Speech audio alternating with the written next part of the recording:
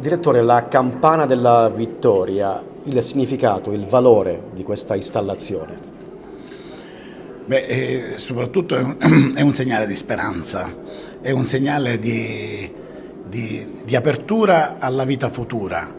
Quindi noi purtroppo curiamo malattie, il nostro dovere è quello di garantire al paziente quantomeno l'assistenza nel presente. La campana rappresenta invece l'apertura verso una vita futura senza malattia.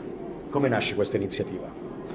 L'iniziativa nasce da un dono che è stato fatto all'unità operativa da parte del nostro cappellano e che ci ha regalato questa campana. Come viene fatto nel passato, è stato fatto da un ufficiale di marina che era guarito, che aveva dato come segnale della sua guarigione, come fanno i marinai, di aver suonato la campana.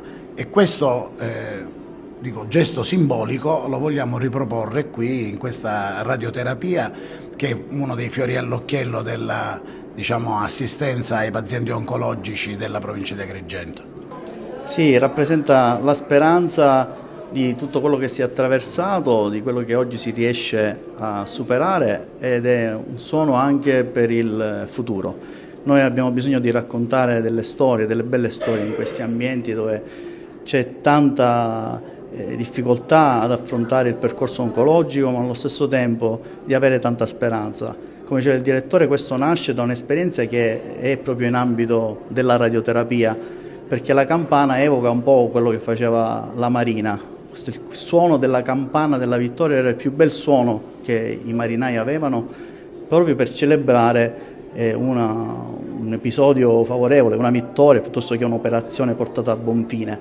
E la storia ci dice che nel 1990 questo controammiraglio della Marina, Lemoyne, malato di una malattia del testacollo, che è uno dei trattamenti che è più complicato dal punto di vista tecnico per noi radio-oncologi, ma anche per i pazienti da affrontare, da superare, fece quasi un patto con il suo medico, dicendo che se lui avesse completato questo percorso avrebbe portato con sé una delle campane che suonava su una delle sue unità navali.